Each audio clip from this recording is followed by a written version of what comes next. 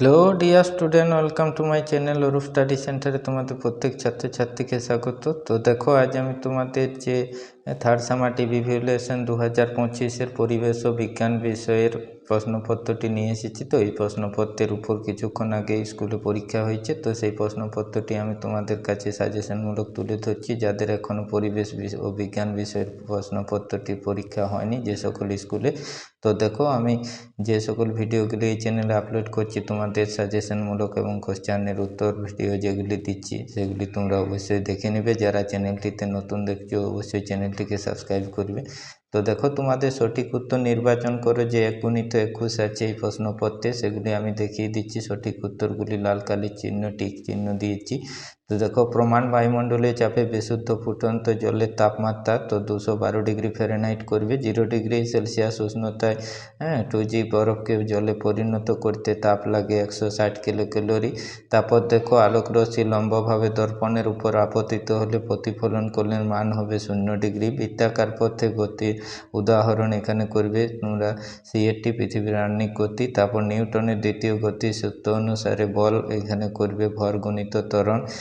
তারপর দেখো, কোনো বস্তুর উপর 3 নিউটন বল প্রয়োগ করায় যে বস্তুটি বল প্রয়োগের দিকে 6 মিটার সরে গেলে এর ফলে কার্যের পরিমাণ। তো এখানে অপশানে ভুল আছে, তোমরা সঠিক উত্তর হবে 18 জুল। 18 জুল সঠিক এটি করবে তোমরা।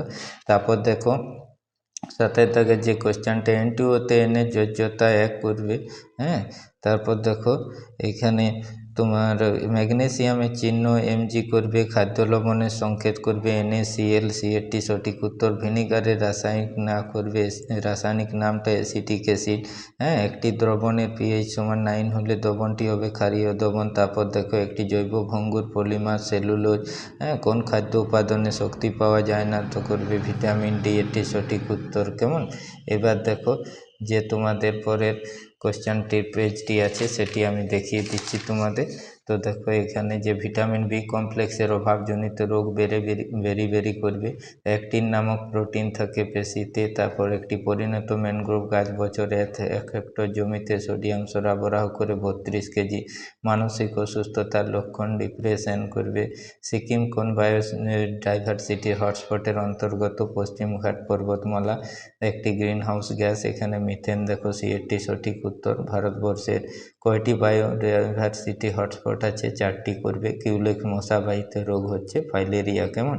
এবার যে এসএকিউমূলক প্রশ্নগুলি আছে, তো অবশ্যই দেখো তোমরা, যেগুলো আমি কোশ্চেনের পাশে উত্তরগুলি করে দিয়েছি। 1 × 14 আছে। আলোর কোন ধর্মের জন্য ছায়া সৃষ্টি হয়? তো করবে রৈখিক গমন ধর্মের জন্য। সিজিএস পদ্ধতিতে তাপের একক কি? ক্যালোরি। তারপর সূচিচিত্র ক্যামেরার চিত্র থেকে বস্তুর দূরত্ব বাড়লে প্রকৃতির কী রূপ পরিবর্তন হবে? ছবিটি আস্তে আস্তে ছোট হবে। এটি করবে তোমরা। জায়গার জন্য আমার এখানে লেখা হয়নি ব্যাখ্যা দিয়ে। সমবেগে চলমান কোন বস্তুর ক্ষেত্রে ত্বরণ কত হবে? তো 0 করবে। 1 জুল, দেখো জুল সমান 1 নিউটন গুণিত 1 মিটার, এটি লিখবে। তারপর ঋণাত্মক আধানযুক্ত আয়নকে বলে অ্যানায়ন। তারপর দেখো, পিভিসির পুরো নাম এখানে দেওয়া আছে, পলিভিনাইল ক্লোরাইড।